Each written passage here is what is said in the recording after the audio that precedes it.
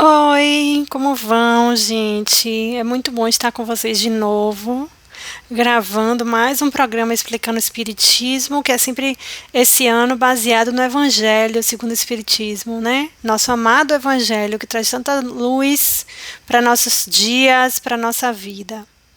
Vamos pedir a Jesus que nos ilumine, que esse estudo chegue para os corações que precisam, que a gente possa sempre contribuir um pouquinho dentro das nossas limitações para a seara do Cristo. Que Jesus nos abençoe. O capítulo que vamos dar continuidade no estudo é o Bem-aventurados os aflitos. Só que a gente vai pegar 2 itens desse capítulo, é um capítulo extenso. Nós vamos trabalhar a perda de pessoas amadas e se fosse um homem de bem teria morrido. Então são 2 itens que, na verdade, afligem bastante, né, a todos.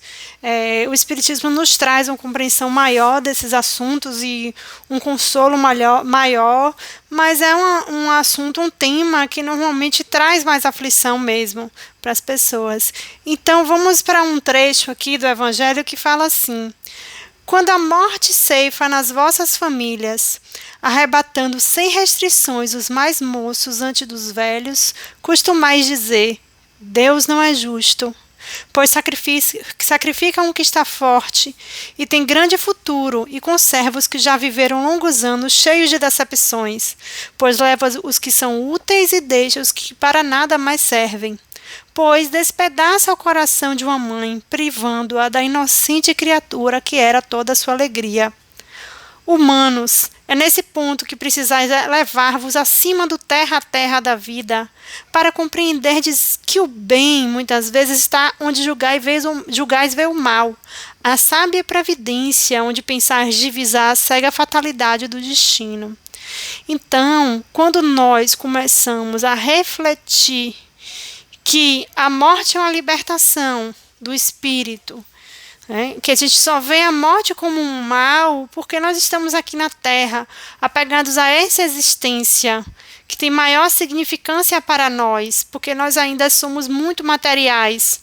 Porém, se a gente pensa na infinitude da vida e na vida no mundo espiritual, a morte nada mais é que uma libertação. Claro que a perda de entes queridos, principalmente os mais tenra idade, gera um sofrimento gigantesco para a família. Não só por conta da partida para o mundo espiritual em si, mas pela saudade e falta que vai deixar a sua presença física no dia a dia. Porque a gente gosta de estar com quem a gente ama. A gente sofre até quando alguém vai fazer uma viagem distante, que a gente ama, não é verdade? Então a gente ainda tem essa necessidade física, por isso esse sofrimento maior. Claro que quem não tem o esclarecimento da vida espiritual vai sofrer mais ainda, porque muitos vão achar que nunca mais encontrarão. E aí é um desconsolo, você pensar que nunca mais encontrará alguém que você ama, né? Então, humanos, por que a vez de avaliar a justiça divina pela vossa? Podeis supor que o Senhor dos mundos se aplique por mero capricho a vos infligir penas cruéis? Nada se faz sem um fim inteligente, e seja o que for que aconteça, tudo tem sua razão de ser. Se percrustasseis melhor todas as dores que vos advêm, nelas encontraríeis sempre a razão divina, razão regeneradora, e os vossos miseráveis interesses se tornariam de tão secundária consideração que os atiraríeis para o último plano. Então, na verdade, os nossos sofrimentos aqui na Terra são pequenos diante da imortalidade da alma, porém nós não conseguimos compreender e enxergar. Porém, pensar no sofrimento como um castigo divino é atrair a divindade a algo que ela não deve ser, porque Deus é pura bondade e amor. Ele ama incondicionalmente e divinamente os filhos. É um ser perfeito. Nós que ainda temos, dentro de nós, e às vezes nós atribuímos essas características humanas a Deus, a vingança, o ódio, o castigo, Então, crede-me, a morte é preferível numa encarnação de 20 anos a esses vergonhosos desregramentos que pungem famílias respeitáveis, dilaceram corações de mãe e fazem que antes do tempo embranqueçam os cabelos dos pais. Frequentemente, a morte prematura é um grande benefício que Deus concede àquele que se vai e que assim se preserva das misérias da vida ou das seduções que talvez lhe acarretassem a perda. Então, muitas vezes ir mais cedo preserva o indivíduo de cometer erros dos quais vai se arrepender, né? De comportamentos, de atitudes, né? E de escolhas na vida que seriam pior do que a própria morte. Então, para preservar desse tipo de atitude, desse tipo de escolha, Deus envia, né? Na verdade, isso aí é um alívio, né? Então, a gente tem pouca capacidade de compreender os desígnios divinos, pouquíssima capacidade de compreender. E são infinitas as possibilidades. A gente não pode aplicar um exemplo único de uma situação a todas as condições. Precisamos, a cada caso, analisar e compreender todo o encadeamento dos acontecimentos, a lógica dos acontecimentos, a lógica das relações. Então ele fala, não é vítima da fatalidade, é aquele que morre na flor dos anos. É que Deus julga não convir que ele permaneça por mais tempo na terra. Seja por que motivo gente. Seja para aliviar de um sofrimento, seja para não prejudicar mais as pessoas do que prejudicaria se tivesse vivo, né? Então, Deus tem suas razões e seus motivos e são sempre para o bem da humanidade, para o bem da fraternidade. É uma horrenda desgraça dizer, ver cortado o fio de uma vida. Não, é uma horrenda desgraça, dizeis, ver cortado o fio de uma vida tão prende esperanças. De que esperanças falais? Das da terra, onde o liberto houvera podido brilhar, abrir caminho e enriquecer? Sempre essa visão estreita, incapaz de elevar-se acima da matéria. E a gente fala assim mesmo, né? Quando uma pessoa que está seguindo sua vida, seus planos, né, cheio de planos para o futuro, desencarna, a gente faz, meu Deus, mas estava tudo se encaminhando, a pessoa estava conseguindo fazer as coisas que queria, estava planejando tantas realizações e morre. Então, sente que, na verdade, a pessoa perdeu a oportunidade de realizar. Só que essas realizações, no fundo, são realizações terrenas, que não vão ter maior importância na vida espiritual. E lá a pessoa vai ter também a clareza e a capacidade de desenvolver a espiritualidade. Então,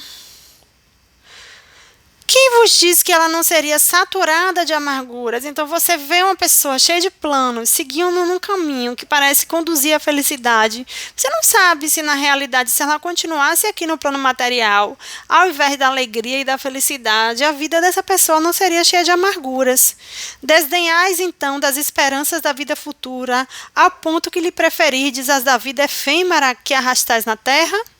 Supondes, então, que mais vale uma posição elevada entre os homens do que entre os espíritos bem-aventurados? Quantas vezes, gente, um espírito mais evoluído é aqui aquele ser mais humilde, que tem menos conquistas materiais, e aquele que é cheio de conquistas materiais, de posições elevadas na Terra, quando chega do outro lado, se vê num patamar inferior, se vê ajoelhar e beijar os pés, né, ou lavar os pés de quem aqui era mais humilde. Supondes, então, que vale mais uma posição elevada entre os homens do que entre os espíritos bem-aventurados?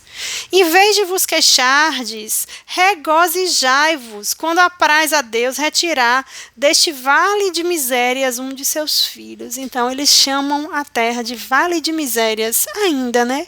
Nosso planeta ainda é isso. Não será egoístico desejardes que ele aí continuasse para sofrer convosco? Na verdade, é um pouco egoísta mesmo. A gente quer a pessoa junto de nós. A gente quer, é um amor egoísta ainda. A gente ainda quer que o outro seja feliz, mas junto de nós, né? Então, essa dor se concebe naquele que carece de fé e que vê na morte uma separação eterna.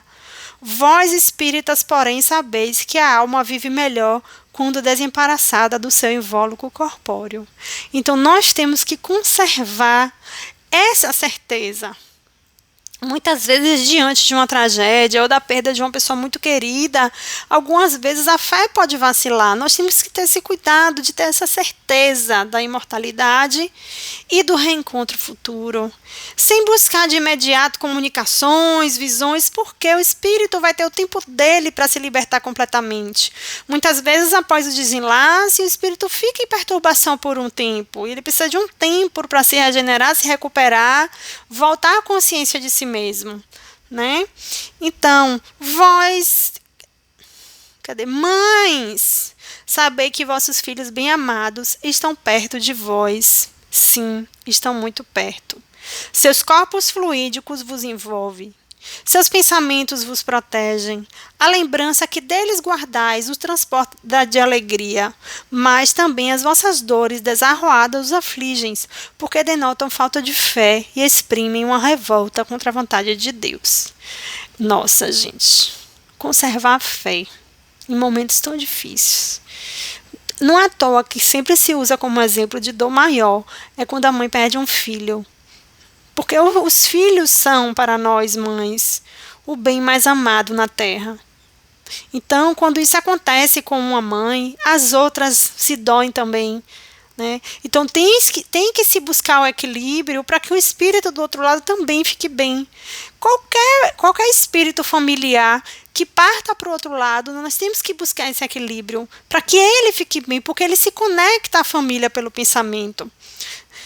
Vós que compreendei a vida espiritual, escutai as pulsações do vosso coração, a chamai esses entes bem-amados, e se pedis a Deus que os abençoe, em vós sentireis fortes consolações, dessas que secam as lágrimas. Sentireis aspirações grandiosas que vos mostrarão o porvir que o soberano Senhor prometeu.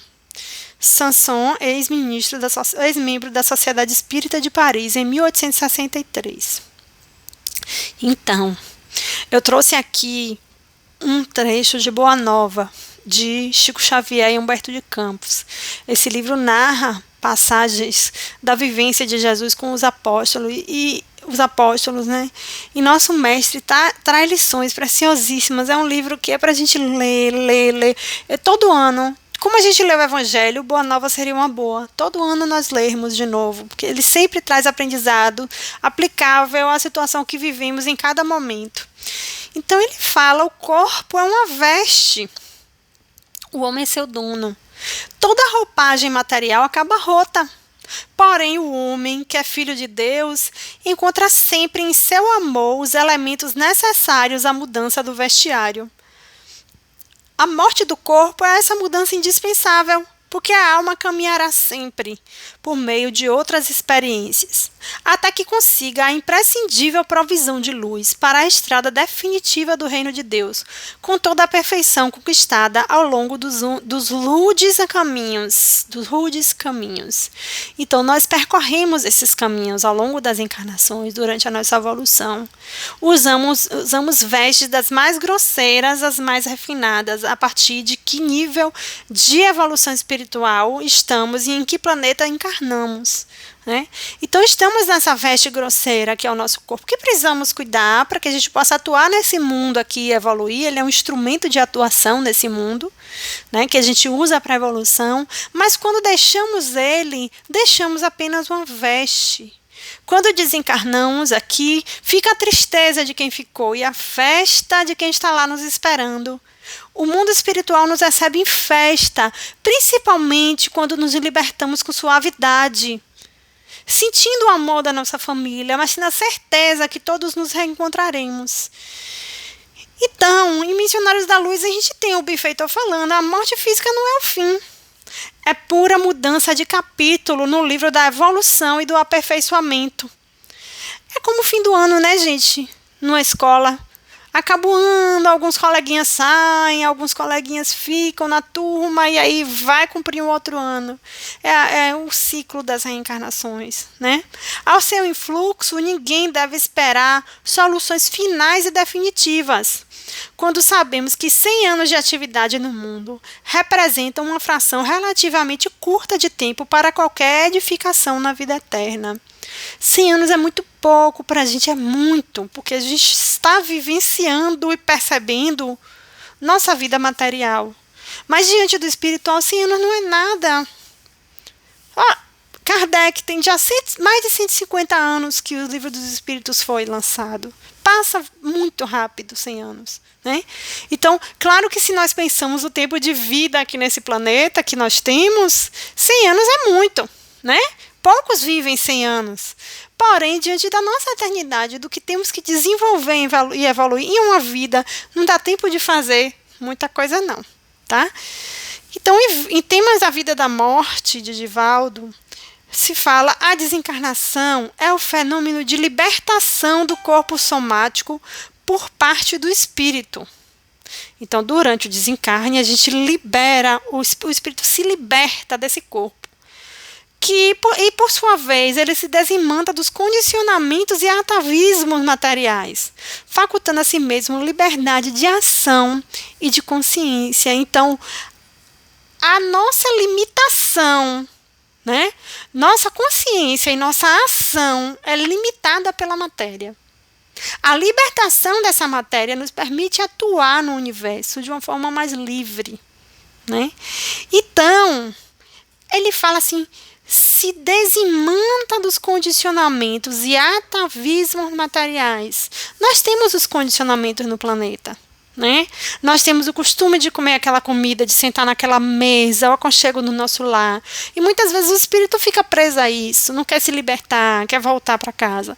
Mas se ele não vislumbrar o futuro, ver que tem muito mais realizações para serem feitas no mundo espiritual do que aqui. Então, se morre um homem de bem, cujo vizinho é mau homem, logo observais, antes fosse este. Enunciais uma enormidade, porquanto aquele que parte concluiu a sua tarefa, e o que fica talvez não haja nem principiado a sua. Por que então havereis de querer que ao mal faltasse tempo para terminá-la, e que o outro permanecesse preso à gleba terrestre? Que diríeis se um prisioneiro que cumpriu a sentença contra ele pronunciada fosse conservado no cárcere ao mesmo tempo que restituíssem a liberdade um que a esta não tivesse direito? Ficai sabendo que a verdadeira liberdade para o espírito consiste no rompimento dos laços que o prendem ao corpo, e que enquanto vos achardes na terra estareis em cativeiro. Então ele compara, quando a gente diz que é injusto que um bom desencarne, ele compara a gente achar que uma pessoa que já cumpriu sua pena na prisão ficasse lá e enquanto o outro que não cumpriu saísse. Isso não seria justo, né? Então, tudo vai para essa certeza de que a vida na Terra não é o melhor, né? Que precisamos, sim, cumprir o que viemos fazer aqui, para não precisar voltar mais vezes do que o previsto, né? Mas que, tendo cumprido o que nos cabia, não tem por que permanecermos na Terra, né? Habituai-vos a não censurar o que não podeis compreender e crede que Deus é justo em todas as coisas. Então, mesmo que não compreendamos, temos que confiar que Deus é justo. Só vou confiar se eu compreender. Não. Mesmo que... Ore. Se você não consegue compreender, não consegue aceitar, ore. Deus... Eu sei que o Senhor é justo, eu não estou conseguindo compreender esse momento, essa situação, me ajuda. Se eu não puder compreender, Senhor, que eu possa me conformar e aceitar. Porque a gente pode entrar num espírito de revolta. Isso vem muito do orgulho, da vaidade, de a gente achar que nossa verdade é que tem que existir, né? Então, muitas vezes o que vos parece um mal é um bem. Tão limitadas, no entanto, são as vossas faculdades, que o conjunto do grande todo não o apreendem os vossos sentidos obtusos. E esforçai-vos por sair pelo pensamento da vossa acanhada esfera. E à medida que vos elevardes, diminuirá para vós a importância da vida material, que nesse caso se vos apresentará como simples incidente no curso infinito da vossa existência espiritual, única existência verdadeira. Então ele traz a vida espiritual como a existência verdadeira. Ele fala em a gente tem que sair dessa esfera pelo pensamento. Então é através da prece, da oração, do cultivo dos bons pensamentos, da meditação, né? Para que a gente não fique nesse superficial ao nosso redor, né? E aí, esse superficial faz com que enxerguemos a partir de uma lente embaçada. E a nossa lógica vem a partir do nosso egoísmo, da nossa inveja. Então, a gente sempre vai reagir às situações de maneira inadequada. Não é isso? Então, nós vamos, à medida que nos espiritualizamos, diminuir a importância da vida material. A vida material vai ser esse simples incidente, sim, né? Porque a gente vai ter ciência da nossa infinitude.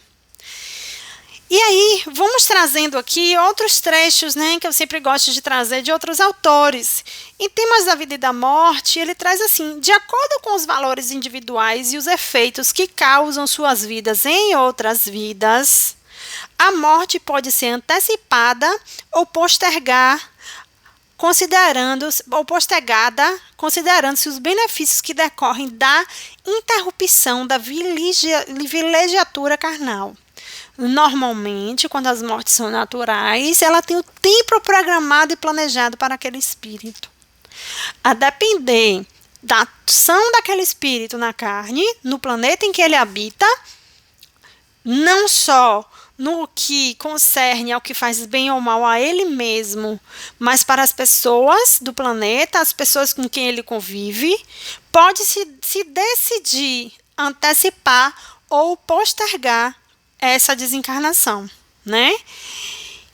Ainda nesse livro, em outro trecho, fala assim: como cada homem tem a vida que precisa na Terra para crescer e ser feliz, cada qual tem a morte que faz jus em razão dos atos praticados. Então, o processo de desenlace tem relação com o que foi feito ao longo da vida dessa criatura, né?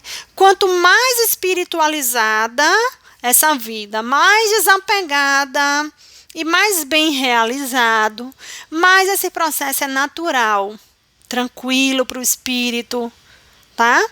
Quanto mais materializado o espírito é e apegado à vida material, mais difícil para ele é se desligar do corpo físico, se desconectar completamente do corpo físico, e mais tempo a mente também, o espírito permanece em perturbação.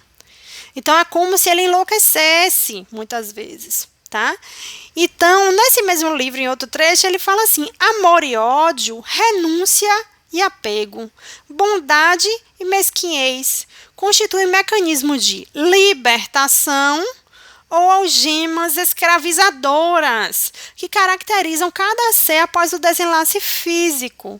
Então, se você tem uma vida de amor, de renúncia e de bondade, você está se libertando já. Se você tem uma vida de ódio, de apego e de mesquinhez, você está se aprisionando à matéria. Em outro trecho, ele fala: é compreensível que as realizações e construções mentais do amor e da caridade, da sabedoria e da abnegação produzam desintoxicação do psicossoma, de imediato liberando o espírito dos despojos nos quais nenhum liame mantém as vísceras aos centros geradores da vida, assim facultando atingir as esferas de paz e de renovação. Conquista natural essa decorrente dos esforços empreendidos durante a vigilatura reencarnacionista. Então, observe, vamos pensar que quanto mais você é apegado ao material, você é mesquinho, quanto mais você tem ódio, mais, entre aspas, o seu espírito pesa. Então, você não tem a capacidade de se elevar e ascender, né? Nós estamos presos ao corpo e podemos ascender a instâncias superiores. A gente sempre coloca, né?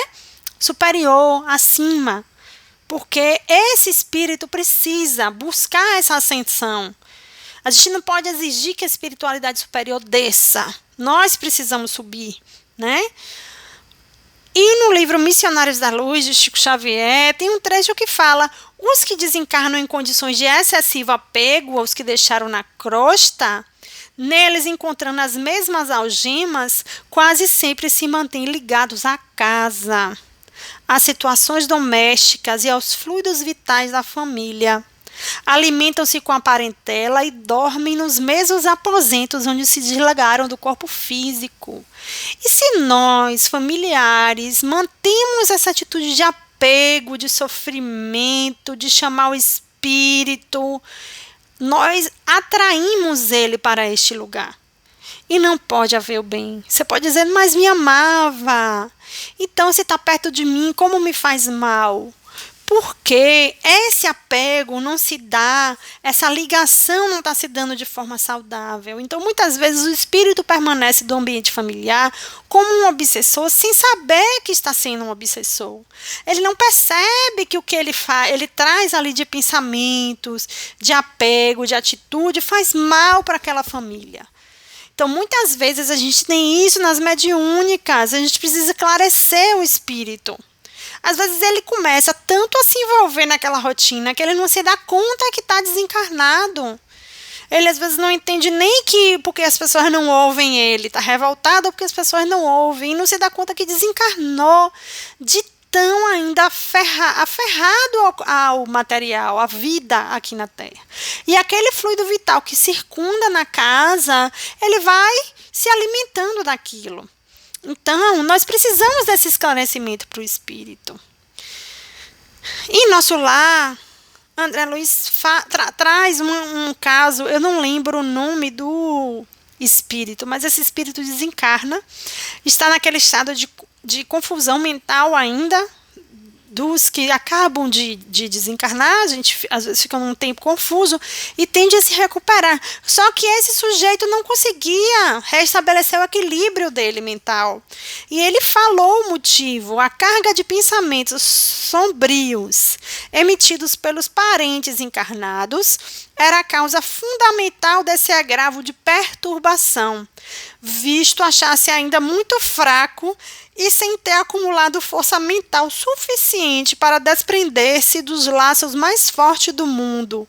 O pobre não tem resistido como seria de desejar.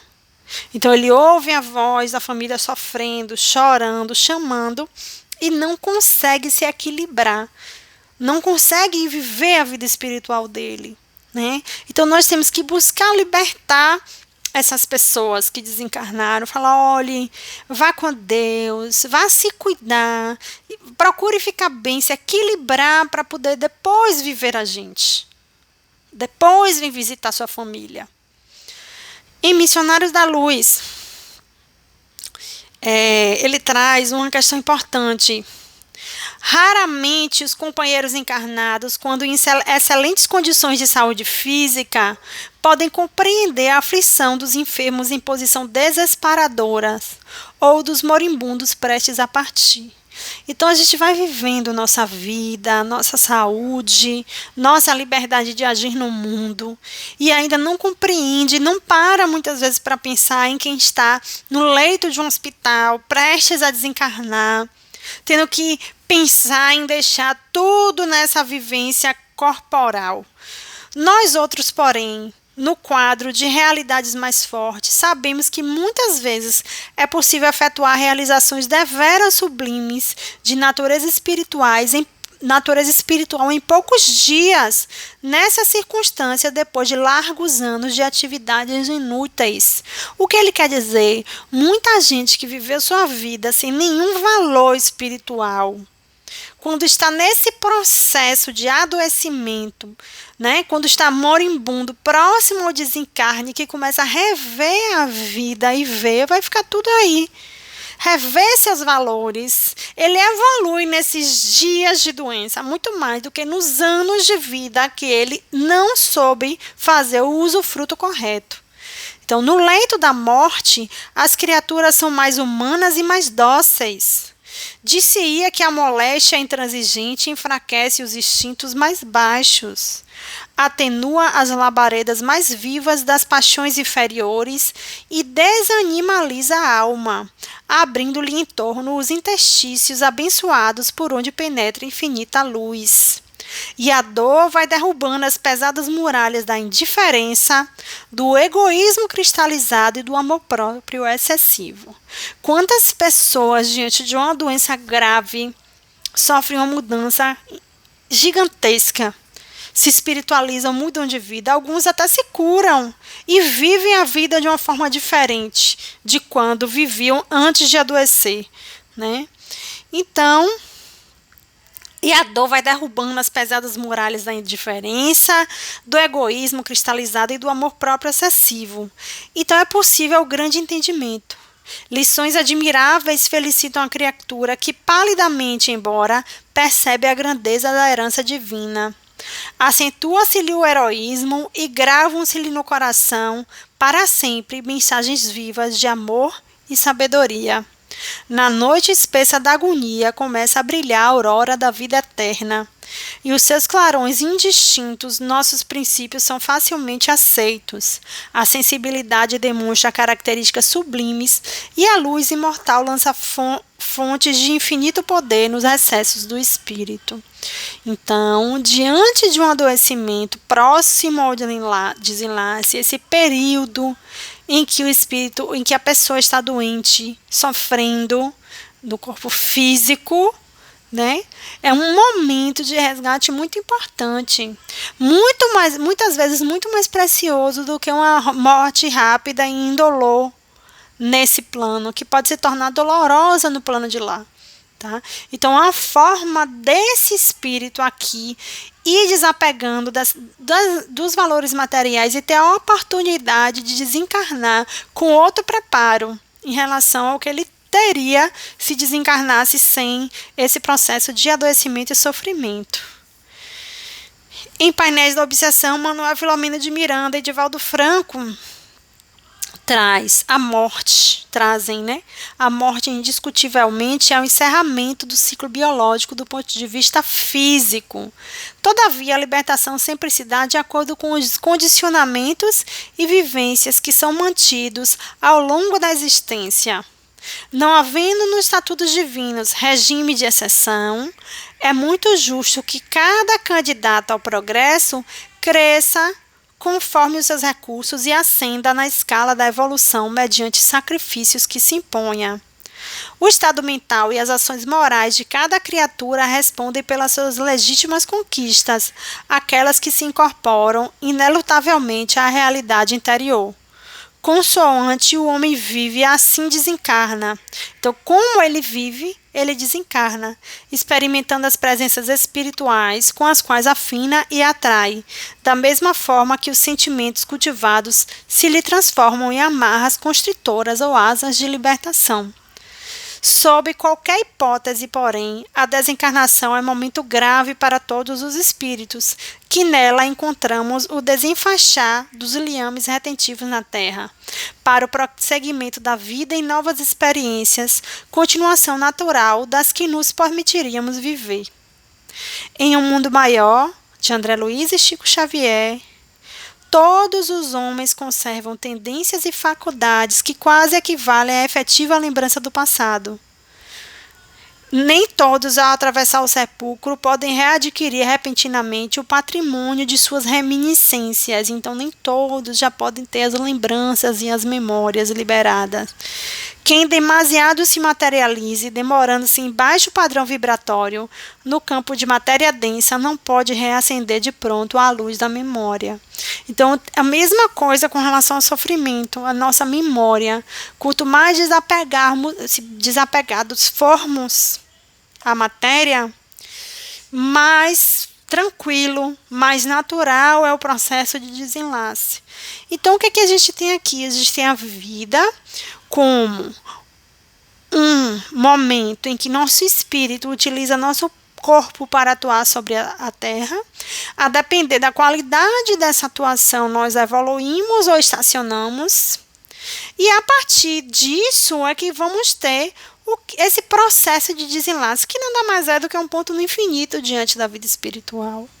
Então, como a vida infinita é a vida espiritual, nós devemos buscar evoluir para essa vida, para vivenciar essa vida. Quanto mais evoluímos, menos tempo temos que passar em planetas em que o que é que sobrepuja a tudo? O sofrimento, a dor, o egoísmo. E esse sofrimento e essa dor advém dessas imperfeições. Por que sofremos tanto na Terra? Porque somos egoístas, porque somos raivosos, invejosos. Então precisamos cultivar a humildade, o amor e a fraternidade. Nós muitas vezes deixamos de cultivar a fraternidade por conta da nossa vaidade, nas disputas, né? Queremos uma importância maior do que realmente temos, que não precisamos. Se a gente busca viver no individual, no sentido de procurar melhorar quem eu sou, sem esperar reconhecimento, nós estamos construindo junto com Jesus, né? Buscando fazer o melhor, buscando realizar caridade. Então, nós vamos a cada dia analisando os nossos defeitos e procurando melhorá-los. Então, que possamos a cada dia buscar essa perfeição e nos desapegar. O desapego não significa deixar de amar. O desapego significa amar, mas permitir que o outro evolua na sua condição, que o outro viva a sua vida espiritual. Porque lá, futuramente, todos nos encontramos. Sempre nos amaremos. Sempre estaremos na mesma família espiritual. Se temos essa afinidade de amor. Então, é o amor com desapego. Não é frieza. Quando a gente fala em desapego, muitas vezes as pessoas pensam que é frieza, que é deixar de amar. Não é. É amor libertando. É amor com renúncia. Né? Então você não deixa de sofrer pelo afastamento, mas você renuncia a esse apego, você liberta o outro para que ele consiga viver e evoluir. Ok, gente? Então encerramos aqui. Muito feliz de estar com vocês, de desenvolver esses temas. Nós temos vivenciado tudo isso na prática, na nossa vida. Né? Buscamos vivenciar na prática, na nossa vida. Todo mundo tem seus sofrimentos. Todo mundo tem alguma história para contar, de vivenciar algum sofrimento desse tipo ou de outros tipos, né? Mas é inerente à condição dessa vida nesse planeta. E vamos superar e vamos viver o melhor. Que Jesus abençoe a todos vocês, que vocês possam receber muita luz na casa de vocês. Muito amor, que esse momento de recolhimento sirva para avaliarmos nossas atitudes não só com relação ao outro, mas com relação ao nosso planeta. Observemos que como estamos atuando pouco no planeta, na natureza, ela está se regenerando. Então ela está dizendo aí, olha o que nós estamos fazendo com o nosso planeta. Vamos cuidar de nós, do outro e do nosso planeta. Que Jesus abençoe a todos.